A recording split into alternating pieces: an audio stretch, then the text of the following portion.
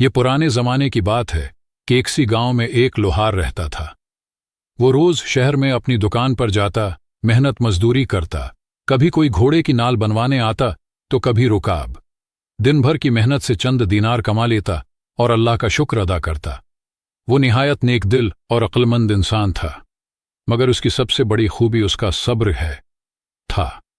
कोई भी मुश्किल वक्त आता तो वो कभी शकवा न करता, बल्कि हर हाल में अल्लाह का शुक्र अदा करता। इसी वजह से लोग उसे अबू साबर के लक़ब से पुकारते थे। पूरा गांव उसके सब्र और अक्ल की वजह से उसकी बहुत इज्जत करता और हर मसले में उससे मशूरा लेता। इसी गांव के करीब एक जंगल में एक खूनख्वार शेर रहता था जो वक्तन फ़ौक़तन गांव पर हमला कर देता। कई जानवरों को वो अपना शिकार बना चुका था। लोग तंग आकर अबू साबर के पास मशूरे के लिए गए। सब ने कहा कि हमें शेर को मार देना चाहिए। अबू साबर ने कहा, भाइयों, मेरा मशूरा मानो तो सब्र करो। वो कोई बकरी नहीं है जो आसानी से काबू आ जाए। अगर जरा सी भी गलती हुई तो किसी की जान जा सकती है। लोगों ने अबू साबर की बात मानी। अगले ही दिन दो तजर्बाकार शिकारी गांव में आ पहुंचे और जब शेर का पता चला तो वो उसे मारकर अगली सुबह गांव वापस आ गए। गांव वाले बहुत खुश हुए। अबू साबर ने कहा, देखा, सब्र का फल कैसा मीठा होता है। कुछ दिन बाद सुल्तान के कारंदे गांव में चंदा लेने आए और बदसलूकी की। नतीजतन चंद शरीफ लोगों ने उनका कत्ल कर दिया और लाशें दरिया में फेंक दें। अब गांव वाले खौफजदा थे कि सुल्तान को खबर मिल गई तो तबाही आ जाएगी। फिर वो दोबारा अबू साबर के पास गए। कुछ लोगों ने कहा कि हमें सुल्तान के पास जाकर मुआफ़ी मांगनी चाहिए, मगर अबू साबर ने फिर कहा, सब्र करो, देखते हैं वक्त क्या रख अख्तियार करता है। मगर सुल्तान को इतला मिल गई और उसने सिपाहियों को भेजकर पूरे गांव को तबाह करवा दिया।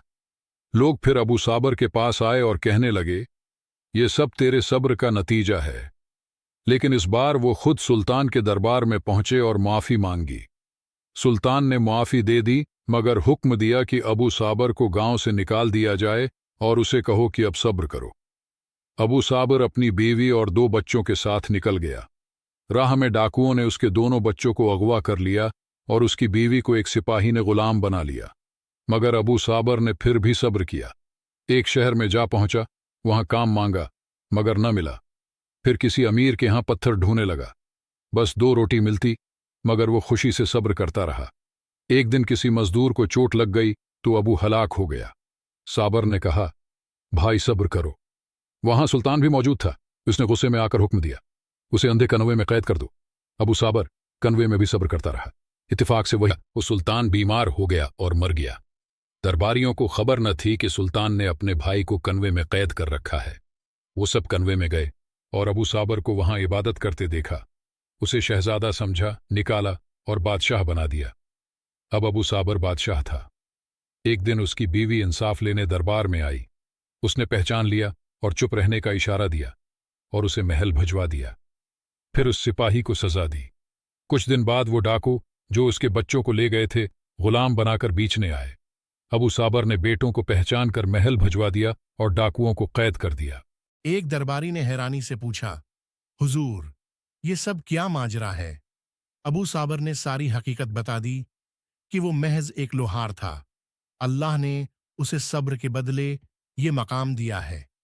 फिर वो जालिम सुल्तान जिसने उसे जलावतन किया था, खुद अपने मुल्क से निकाल दिया गया और पनाह मांगता हुआ अबू साबर के दरबार में आया। अबू साबर ने कहा, मैं वही लोहार हूं जिसे तूने निकाला था, और आज देख मेरे सब्र ने मुझे कहां पहुंचा दिया और तेरे जुल्म ने तुझे कहां गिरा दिया। वाकई अल्लाह सब्र करने वालों के साथ है और सब्र कभी रायगा नहीं जाता।